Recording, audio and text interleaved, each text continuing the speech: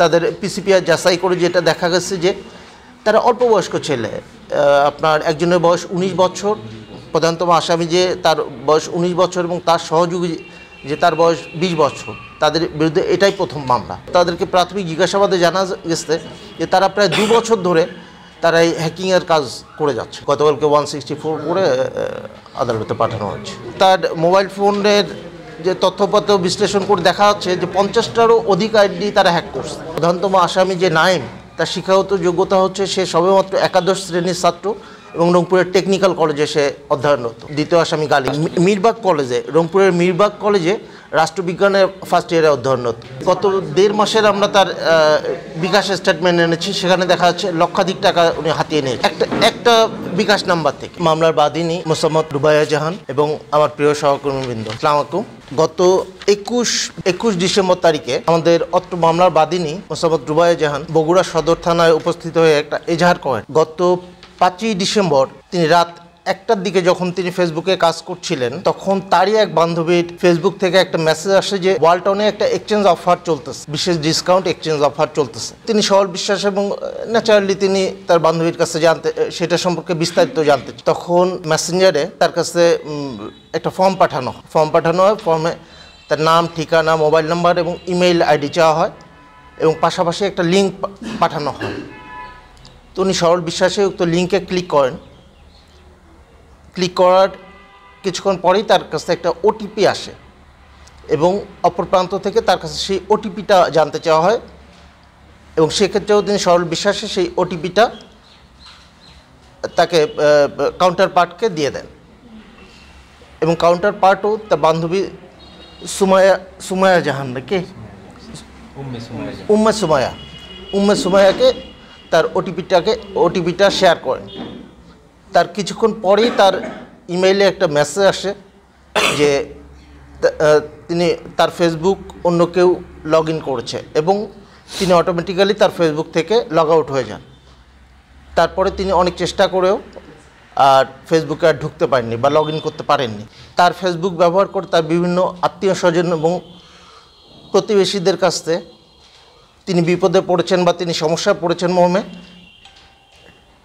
আর্থিক টাকা পয়সা চাওয়া হয় এবং কেউ সরল বিশ্বাসে অনেকেই দেখা যায় যে আমরা এই প্রশ্নটাও করতে পারি না যে আসলে একটা লজ্জার বিষয় চলে আসে যে এমন একজন আমার কাছে টাকা চেয়েছে যে আমি তাকে টাকাটা দিব কি দিব না, এটা যে আমি ওভার মোবাইলে যে একটু জিজ্ঞেস করে না আরও বিষয় থাকতে পারে, আমি দেখা যায় যে সেটুকুও করতে পারি না। আমরা দেখা যায় টাকা পাঠিয়ে দেই এবং সেভাবে অনেকেই সেই টাকা পয়সাও ওই মোবাইল নাম্বারে, বিকাশ নাম্বারে পাঠিয়ে দেয়।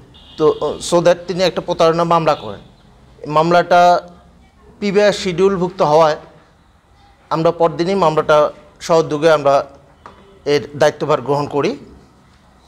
দায়িত্বভার গ্রহণ করার পর মামলাটা আমাদের সাব ইন্সপেক্টর নাজমুলকে তদন্তভার দেওয়া হয়। সাব ইন্সপেক্টর নাজমুল প্রাথমিকভাবে মামলাটা যাচাই বাছাই করে মামলার যে প্রধানতম আসামি তাকে আইডেন্টিফাই করে এবং আমরা 48 ঘন্টার মধ্যে মামলার প্রধানতম আসামি মোহাম্মদ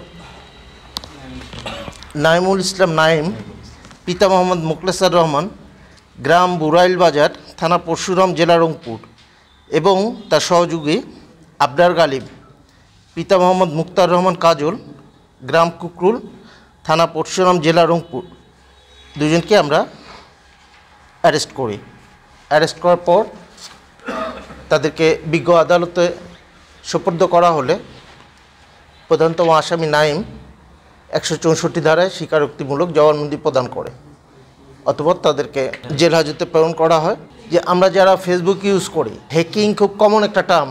হ্যাকিং কীভাবে হয়, কেন হয়, সেটা হচ্ছে যে হ্যাকিংটা হচ্ছে আমরা দেখা যাচ্ছে যে নেটওয়ার্ক ফেসবুক ইউজ করতেছি বাট প্রপারলি আমরা লগ আউট করতেছি না, এটা একটা আমাদের লেকিং থেকে যায়। আমরা সোশ্যাল নেটওয়ার্ক সাইট ব্যবহারের ক্ষেত্রে দেখা যায় যে বিশেষ করে হ্যাকিং হওয়ার ক্ষেত্রে একটা কমন একটা বিষয় থাকে যে ওটিপির একটা বিষয় কিন্তু থাকে, আমরা সবাই জানি। ইভেন আমি আমার পাসওয়ার্ড যদি, আপনি আপনার পাসওয়ার্ড যদি পরিবর্তন করতে চান, সেক্ষেত্রেও কিন্তু একটা ওটিপির বিষয় চলে আসে। আমরা কখনো কোনোভাবেই যেন অন্য কারোর সঙ্গে আমরা আমাদের এই ওটিপিটা শেয়ার না করি আর কোনো প্রলোভনে যেন আমরা পা না দিই। হ্যাকিংয়ের শিকার কারা হয়, সেখানে ছোটোখাটো কোনো না কোনো একটা প্রলোভনের বিষয় কিন্তু থাকে এই ক্ষেত্রে আমাদের বাদিনী প্রলোভিত করা হয়েছে কীভাবে তাকে, যে ওই যে এক্সচেঞ্জ অফার, একটা ডিসকাউন্ট এক্সচেঞ্জ অফার।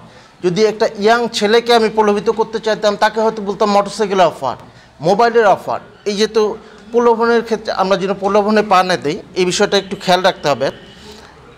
আরেকটা জিনিস যে দেখা যাচ্ছে যে এটা যেহেতু এখন কমন একটা প্রবলেম, যে কেউ মেসেজে দেখা গেলো যে আমার কাছে টাকা চাইলো, যে বিপদে পড়ছে আমাকে টাকা পাঠাও, হ্যাঁ, সেই ক্ষেত্রে আমরা একটু যেন কনফার্ম হয়ে নেই, তার কাছে যেন ওভার ফোনে তাকে ফোন করে যেন কনফার্ম হয়ে নেই যে আসলেই সে বিপদে পড়েছে কি না।